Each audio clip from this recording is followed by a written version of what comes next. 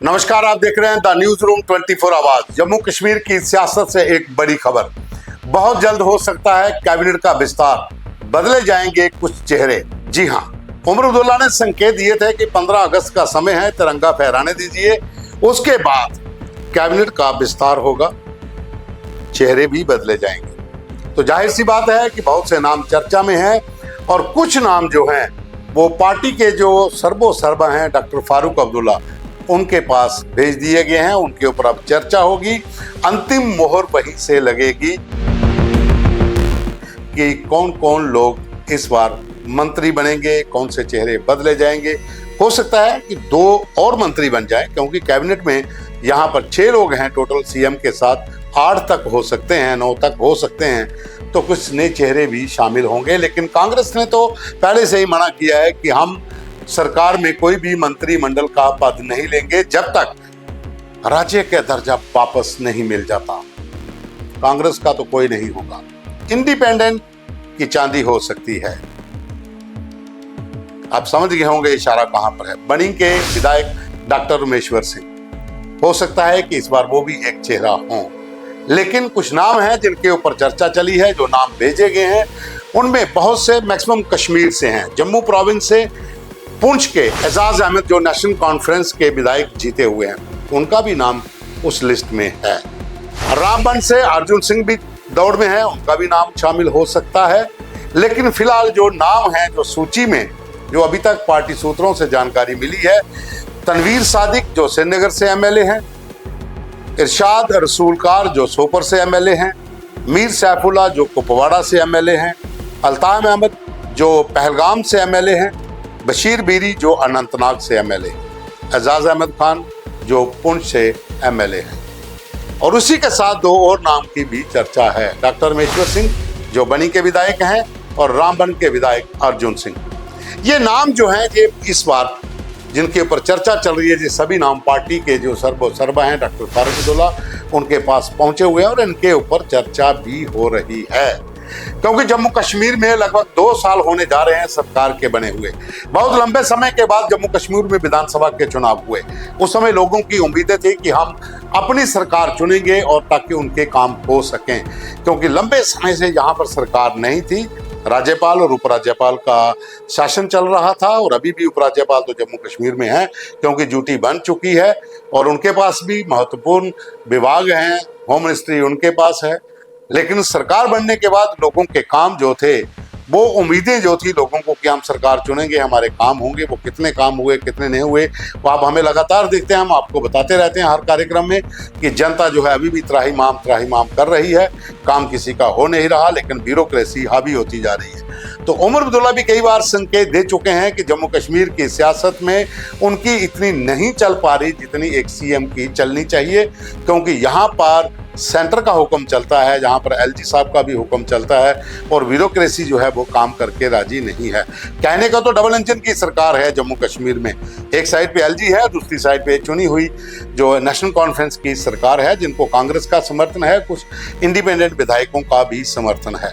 तो अगर जम्मू कश्मीर की बात करते हैं तो सतीश शर्मा जो शम्भ से विधायक हैं, खौड़ से, वो इस समय इंडिपेंडेंट कोटे से मंत्री हैं।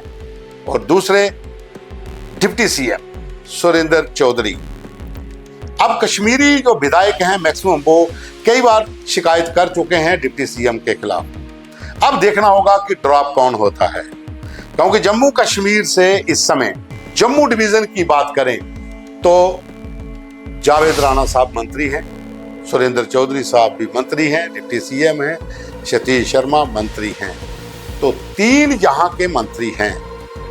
अब 3 जम्मू प्रोविंस को अगर आप और देते हो, इन तीनों को फिर अगर आप चेंज करते हो तो कौन से नाम होंगे, या इनमें से 1-2 ड्रॉप होता है तो कौन से चेहरे होंगे, वो तो अंतिम सूची आने के बाद ही पता चलेगा, जब डॉक्टर फारूक अब्दुल्ला और पार्टी के दिग्गज नेता जो हैं उसके ऊपर अपनी मोहर लगा देंगे। क्योंकि जम्मू कश्मीर में इस समय नेशनल कॉन्फ्रेंस के भीतर भी घमासान मचा हुआ है। जो एमपी हैं आगा सईद रसूला, वो त्यागपत्र देने की धमकी दे चुके हैं, पार्टी के विपरीत चल रहे हैं, उनका अपना एक एजेंडा है, तो उससे पार्टी जो है वो थोड़ी सी पीछे की ओर है। और अब उमर अब्दुल्ला चाहते हैं कि इस कैबिनेट में कोई शिया नेता भी जरूर हो। तो शिया विधायक भी मंत्री हो सकता है, क्योंकि पार्टी को उस तबके को भी अपने साथ जोड़ना है जो आगा सईद रुल्ला के बाद नाराज सा दिख रहा है। अब किसका नंबर आएगा वो तो अब लिस्ट जब सूची पूरी आएगी उसके बाद ही पता चलेगा, लेकिन कुछ चेहरे जो हैं वो बदले जाएंगे। हो सकता है कि पूरी कैबिनेट के भीतर सिर्फ 2-3 को छोड़कर, सीएम और एक और को छोड़कर बाकी सब चेंज हो सकते हैं। ऐसा भी हो सकता है क्योंकि नए लोग शामिल कर रहे हैं तो पुराने लोगों को बाहर बिठाना पड़ेगा, और साथ ही जो पार्टी के दिग्गज नेता हैं उनका भी दबाव पार्टी पर है कि उन चेहरों को शामिल किया जाए जो कश्मीर केंद्रित राजनीतिक दलों के ऐसे चेहरे हैं जहां पर नेशनल कॉन्फ्रेंस अपनी ज़मीन जो है कहीं खो ना दे।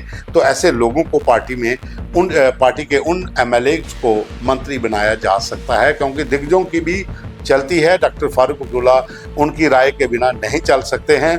ये जग जाहिर है कि जम्मू कश्मीर की सियासत में डॉक्टर फारूक अब्दुल्ला का सानी कोई नहीं है, लेकिन उनके साथ जो उनके नेता हैं, अब्दुल रहीम रातर हैं, अली मोहम्मद सागर हैं, या फिर दूसरे और बड़े नेता जो हैं वो उनकी भी राय जो है वो सर्वप्रथम रखते हैं। तो बताया ये जा रहा है कि उनकी भी चलेगी, और पार्टी सूत्रों का ये भी कहना है कि डिप्टी सीएम से जो कश्मीरी विधायक नाराज हैं कहीं वो वाला मसला ना यहाँ पर शामिल हो जाए और शायद चेंजेस भी हो जाएं, चेहरे भी बदले जाएं उन नाराजगी को लेकर। लेकिन उसका इंतजार अभी करना पड़ेगा। लेकिन अभी की जो खबर है, जो चर्चा है इस समय, जो सुर्खियों में चल रहे हैं जम्मू कश्मीर की सियासत के भीतर, तमाम जो मीडिया के अंदर इस समय जो एक हवा बना हुआ है कि बहुत जल्द विस्तार होगा, चेहरे बदले जाएंगे। अगर हम विस्तार की बात करते हैं तो नए चेहरे भी शामिल होंगे, आंकड़ा बढ़ेगा। जब आंकड़ा बढ़ेगा तो नए चेहरों को भी मौका मिलेगा, और कुछ पुराने चेहरे भी अगर बदल जाते हैं तो भी नए चेहरे पार्टी के इस मंत्रिमंडल में शामिल होंगे। और कौन कौन से बाहर जा सकते हैं वो तो पार्टी डिसाइड करेगी, लेकिन बहुत से लोगों की जो शिकायतें हैं उनको भी मद्देनजर रखा जाता है। और जम्मू प्रोविंस की अगर हम बात करते हैं तो अब ये भी देखना होगा कि कौन कौन से रीजन को सबसे ज़्यादा महत्व देना पड़ेगा, क्योंकि पहले 2 मंत्री जो हैं वो जम्मू डिवीज़न के एक ही इलाके से आते हैं, अखनूर, और दूसरा आपका नौशहरा। लेकिन अब क्या कठुआ को नेतृत्व मिलेगा, कठुआ का पूरा जो बेल्ट है उसको, या फिर चिनाब वैली, जिसे हम चिनाब वैली कहते हैं, डोडा, किश्तवाड़, रामबन, कि यहाँ से किसी को ला सकते हैं। तो इंतजार रहेगा अंतिम सूची पर मोहर कब लगती है। लेकिन चर्चा है कि कैबिनेट का विस्तार भी होगा और कुछ चेहरे भी बदले जाएंगे। धन्यवाद।